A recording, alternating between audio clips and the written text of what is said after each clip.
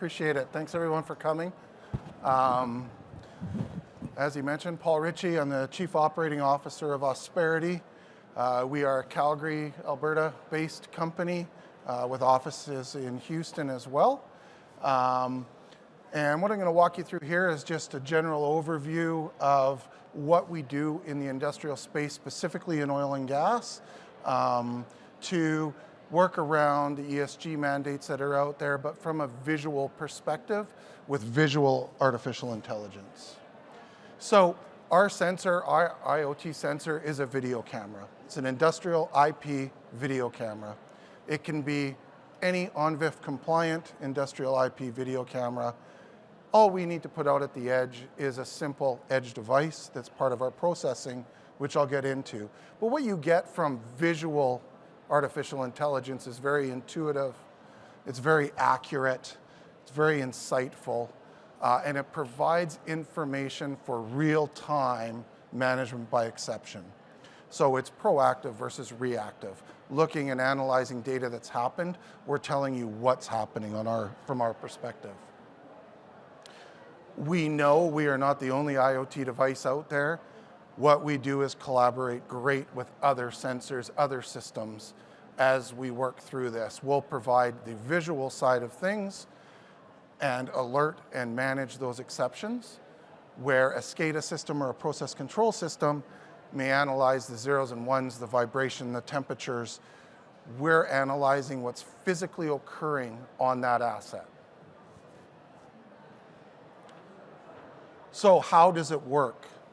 So as I mentioned, we are fairly camera agnostic as a platform, and all we add would be our cloud bridge that's listed there. If we're not providing cameras, there's already existing infrastructure.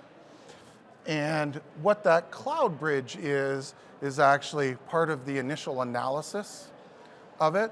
It's also a communications device, whether it's going through your corporate network at the site, or LTE, or satellite, or Starlink, whatever it may be, for that communication. That communication currently on our platform is required for the sending of the notification that an exception has occurred. So that goes to the cloud and then is directed appropriately within the organization to be notified within about 12 seconds of an event occurring. As technologies are growing and you're able to put more AI at the edge, being visual AI, it's a little bulkier than 0 and 1 AI. We now have the capabilities or in the process in pushing that analysis to the edge and minimizing that communication to the cloud.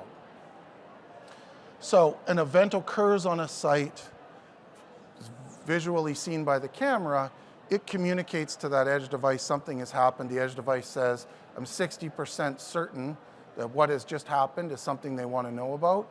Then that exception is sent to the cloud for a deeper dive, quick deep dive through our various algorithms around events, sent to the corresponding people that need to know within the organization, or in some cases to a third party for activity changing. So maybe it's shutting down a pump jack because it's vibrating. Maybe it's shutting down a pipeline because there's a methane leak, and we'll get more into that. The other thing we also have the capabilities to do, as we realize we're not the only device out there monitoring these assets, is the ability to send this information to other systems. So being a management by exception tool, we're not opened up on the operator's desk every day, 24/7. So we'll send it to this alert to their control systems, whether it's SCADA, process, anything. We can API or webhook that data right into their platform for storage and alerting. I mentioned about the legacy cameras. We also cooperate with other sensors that may trigger something that visual can't detect. For example, in northern Canada, H2S is a massive problem. So all the wellheads have H2S sensors on them. Most of those wells are unmanned. So when that H2S sensor goes off, it's triggering a visual image of what's occurring there. So the operators can instantly see if there's anybody on site. If there is, did they get the local alarm? Do they have their Scott air packs on? How are they responding to the incident there? Generally also, there's quick two-way communications available at high H2S sites. We fit into multiple categories. HSE is one of the largest ones from a health and safety perspective, but it's not just the health and safety of the workers. Obviously, the health and safety of the public, health and safety of the asset. And from a safety perspective, we talk about operational, we talk about all this. Underlying everything we do is a great security piece as well. So alerting to off hours, access, copper theft is a massive problem. These assets are full of copper and very dangerous to those that try and steal that copper because much of it's live. From an ESG perspective, we can monitor, quantify, detect, and alert to methane problems on a site. We do work around, particularly in Canada, where water's often worth more than a barrel of oil. Not now, thank goodness. But we monitor levels of reservoirs for water use within the oil patch that these E&Ps own. And they have environmental guidelines. It can only be so high, it can only be so low, but they manage their own water supplies. So we're not having people to go out there to monitor these assets. Waste and pollution, we do things in other sectors around wastewater, around flare gas, detecting what's happening, fire and smoke, directional smoke, particularly in Colorado and Wyoming. They have a multitude of smoke bylaws around flaming or regulations. Compliance, I'll get into it a little further. Outside of the AI space, we are doing a lot of remote automated inspections for clients, where we are, instead of an operator, an employee going to site, they're actually automated inspections that are sent to them with visual imagery. Many of the energy commissions in North America and Australia are loving the fact they're actually getting a visual inspection with visual images of what happened, time and date stamp provided by a third party, which is completely auditable. And then, of course, social responsibility. And a quick story there, we have a client in Colorado. Their well is right at the parameters to be around a school. And we know in Colorado, they can be pretty close to the public. That it was on multiple occasions, they had to shut it down because of the city and the school board. We put 4 cameras on that system and they haven't had one call about it before. All the people wanted was that somebody was watching it.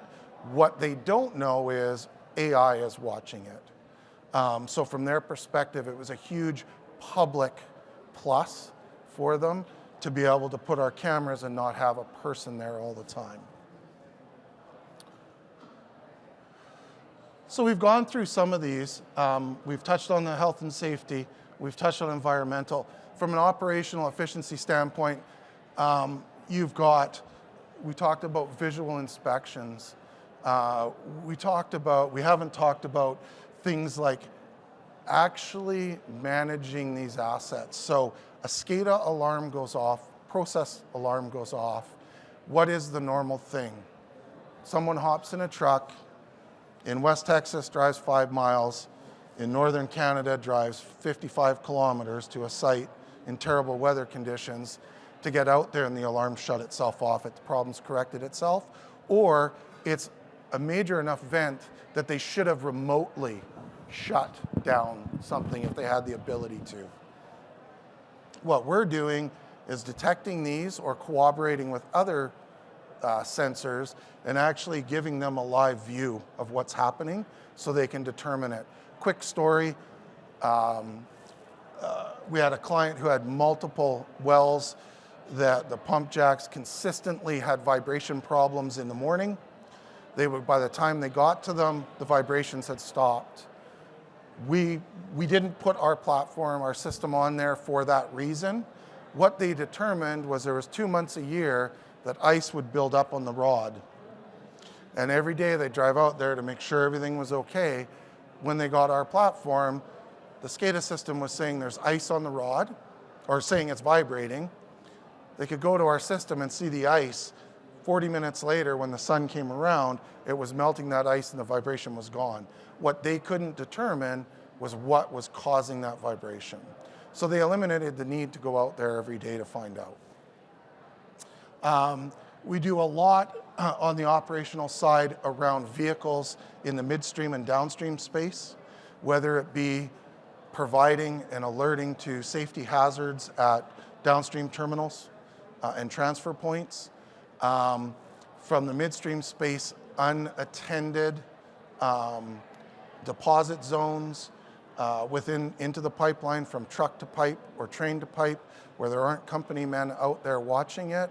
We're alerting to their arrival and giving their ops center the ability to watch that offload. And in many cases, both physical and environmental disasters have been avoided by the fact that there's somebody still watching it. They could be 500 miles away, but they have the ability to trigger an emergency response. Fugitive gas emissions. So we've partnered with an OGI firm in Alabama, Viper Imaging.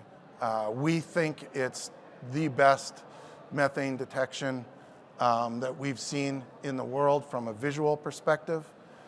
This system allows you to detect more than 20 different environmental gases. More importantly, it has the ability to quantify and pinpoint it, versus a methane sensor that will tell you methane is on site. From this perspective, it'll say it's coming out of this line at this rate, this many parts per million. And you can see through those images how it detects that. So we use this as our sensor to run through our platform to be able to do that. We talked a little bit about the inspection side of things. This is actually, through the COVID times, has grown faster than any other part of our business, taking people out of the equation, from sites being unmanned, from contractors not being able to go to sites. This is actually advising multiple times a day what's going on. And I'll use an example. We have a tank farm in Minnesota. It has 600,000 barrel tanks at it. We inspect that 3 times a day with 5 pan-tilt zoom cameras. So it inspects from the top of the tank to the bottom thief hatches to the berms for containment. We send them 144 images 3 times a day that cover each of those tanks. From their perspective, they have come back and said their operators gain 1.6 hours a day from not physically going out there. And the Minnesota Energy Commission, I can't remember the exact name, when they started submitting them for their regular inspections, they contacted us and said, how do you guys do this? And they did that because in the past, a visual inspection is, that's not leaking, that hatch is closed, tick, tick, tick. In Canada, it's stay in your truck and drive around so you can see it without the driver's window 8 months of the year. So now you've got these regulatory commissions from provincial, state, federal that are saying, okay, a visual inspection, it's a very vague piece. Now they're actually seeing visual inspections, time and date stamped, if there's been any remediation to any problems, it can be proven with further inspections. So this is not artificial intelligence. This is smart camera positioning with a system that has the ability to collect and deliver that much data. This is an example. It's a series of images, location, time and date stamped, and delivered to the end user. This is an example I spoke of earlier about the H2S. So you can see we're monitoring that sensor as well, just through its registers. It triggers the alarm no different than any of the other algorithms we have visually would do. First notification obviously is their system. What we're doing then is delivering an image to the client with the spike, and that's about 30 seconds after the on-site alarm goes off. Most importantly is the on-site alarm to notify. So from an organization standpoint, we have clients throughout North America, as well as Australia. We work with a midstream company in Australia. As a scaling company, obviously we're a venture capital company. Shell, Evoque, if you're not familiar with Evoque, their IPs are Suncor and Cenovus in Canada. And Intergen is actually a very interesting VC fund that is based by basically the pioneers that really got the oil and gas and their families' businesses in Canada running. The biggest areas we play in the oil and gas industry are midstream and upstream, and we're expanding more into the downstream terminal side of things as well. We also work within the renewable space, the Bitcoin mining space, which is almost like the oil and gas space in Texas, as well as mining and construction. So when we say it's industrial, it is a platform that was developed for multiple industries around algorithms and data that is across remote distributed assets and high activity areas. Just some of the recent stats about us, some of our biggest clients. And when we say locations, those are physical assets that we're monitoring, and then licenses is the number of devices we have in the field. I think, well, that was pretty good. He said 20 minutes, we hit 17. That's my contact information if anybody wants to reach me, or certainly we can talk after, but I'd like to open the floor up to any questions. Got one right behind you. Yes, a question. You talk about SCADA assets and monitoring, obviously, long-distance distributed SCADA assets. Yep. What about in a plant where you're looking for fugitive emissions on valves? Have you looked at that kind of an application where you pan and zoom and look for a pattern? Great question, David. Absolutely. We're in a couple of refineries where we're actually monitoring for that, and it's exactly that way. It's actually a Class 1 Div 1 pan, tilt, zoom camera that really never stops moving, much the way we do our inspections the same way. We're actually panning that area constantly for it. When it finds it, it'll stay there and quantify and pinpoint that leak. Yeah.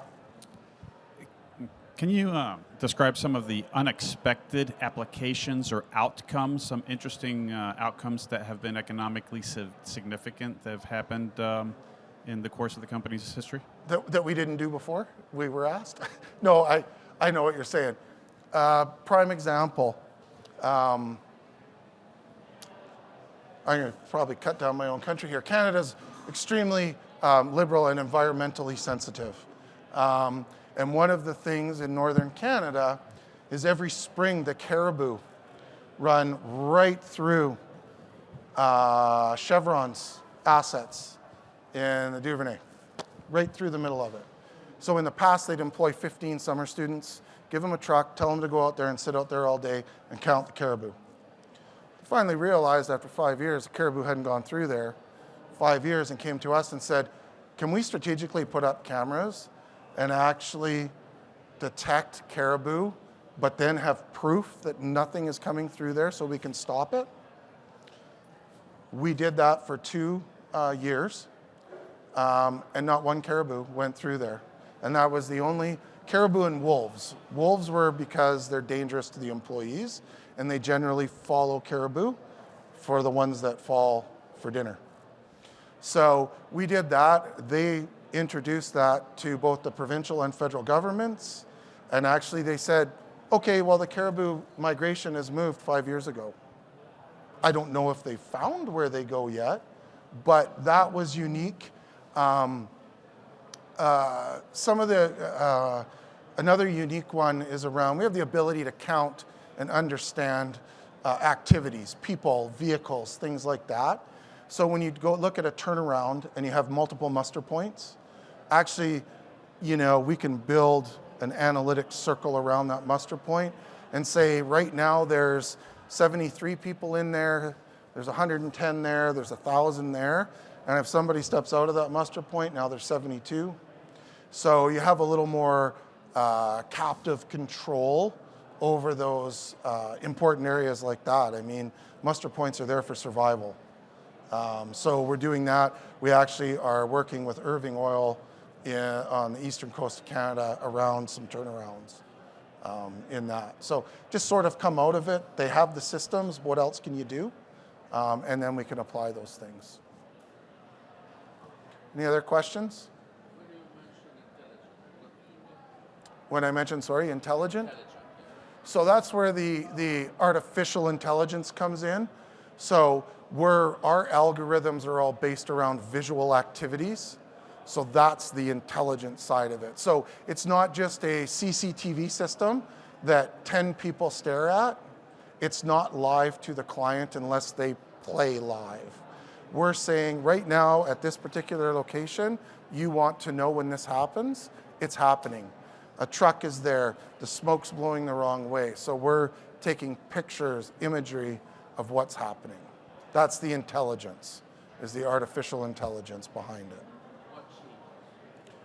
Could be anything. It could be the smoke has gone from gray to black. It could be. Changes.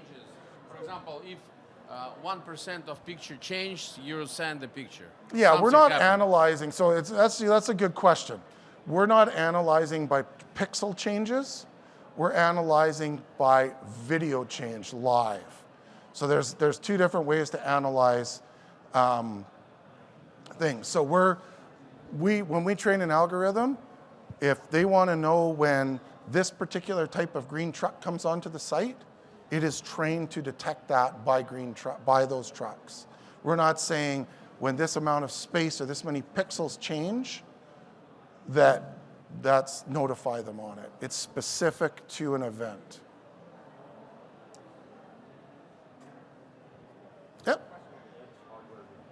Yep. Do you need a GPU for some of these applications at the edge? So right now we're CPU because it's minimal. The initial layer is there. As we move to edge compute, which we're in the process right now, working with AWS to do that through their Greengrass, we are delivering, we will be GPU based. Yeah.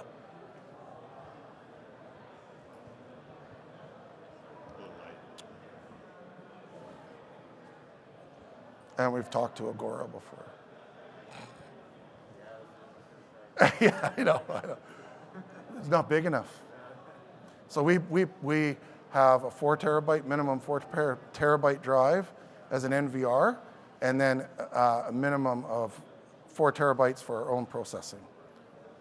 So, and you know AGORA is not that big. Extensibility on the cloud side, any public APIs? Yep. Yep. Yep.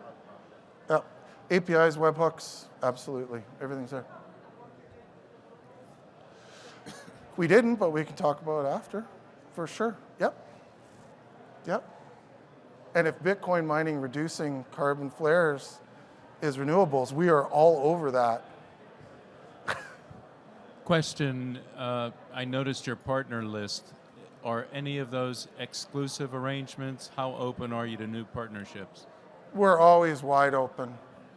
We don't have any exclusive arrangements with anybody. No. Canadian handshake. Any other questions? No? Well, thanks everybody for coming here, and looks like we did it bang on time.